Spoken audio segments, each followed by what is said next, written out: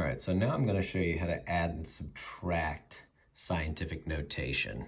I'm going to put these notes up here in front just to show you real quick. These are good things to reference. You can go back and copy these if you want at the end of the video. Okay, but I actually pulled them aside because there's one rule that I have to remember, and it just takes me a second, so I figured I'd be looking at them as I'm doing this problem.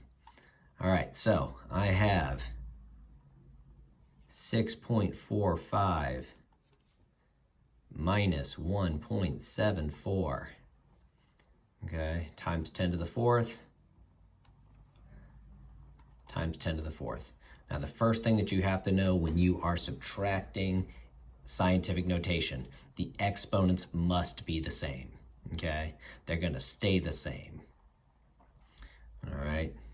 So, and I actually I liken that to when we think about, hey, if I'm going to add fractions, okay, if I was going to add these fractions together, the denominators must be the same. I can't just add these, okay? When you are adding up, when you're adding numbers together, if I said 3.1 plus 27.3, my decimal places need to line up. In this case, my exponents need to be the same. So often with adding and subtracting, we need something to be the same in order to combine them, okay? So what we have here is, all right, I got 1 borrowing here, give me 5, all right, 7, 4 times 10. And the reason that it's important that that exponents are the same is that we are keeping the exponent, okay? So 4.71 times 10 to the fourth, all right? I'm going to show you this as well. So this is a quick trick, and also going to be used really easily when you have a small exponent. All right, I'm going to turn these both into standard form.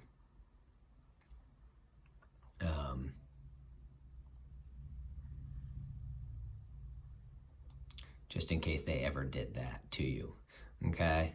So I have 6.45, which has been moved over 1, 2, 3, 4,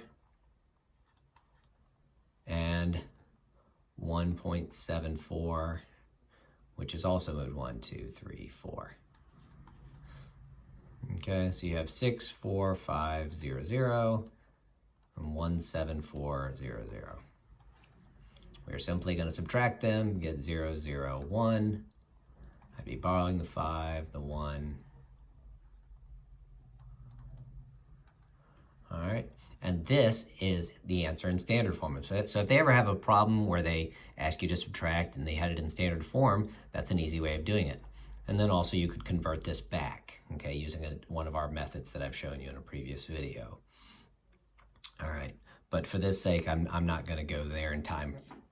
So I'm simply going to say 4.71 times 10 to the fourth and submit my answer. All right. So now I'm going to do one that's got a little more difficulty. Okay, I'm actually going to skip this one, okay, but I will point this out to you. All right. Well, why not? I could do this one really fast. All right, so I'm going to be adding that 4.3 and my 6.1 together. That gives me 10.4 times 10 to the 7th. My exponents did match up, so I just keep the exponent. Now here's the problem, is this number is not between 1 and 10, so I need to make it between 1 and 10. Make it one spot smaller, that one bigger, so that gives me 1.04 times 10 to the 8th, okay? So 1.04 times 10 to the 8th.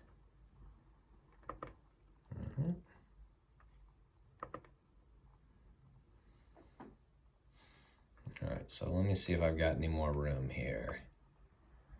There we go. All right, so our last problem. All right, this is definitely the most difficult. We have 3.4, 4, times 10 to the third. And I'm going to write this one down here. 9.47 times 10 to the fourth. You'll notice that my exponents are not the same. My exponents have to be the same. All right, so I'm looking at the notes that I wrote. Now, you don't have to do it this way, but this definitely makes it easier.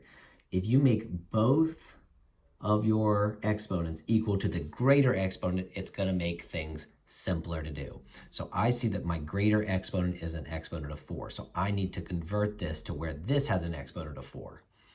Okay, so I'm actually going to be doing this backwards. So I have made this one exponent bigger, which means I've got to make this one exponent smaller to keep this thing still equal.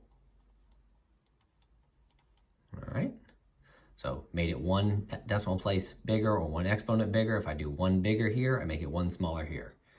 All right, so I now have this that is going to be added here.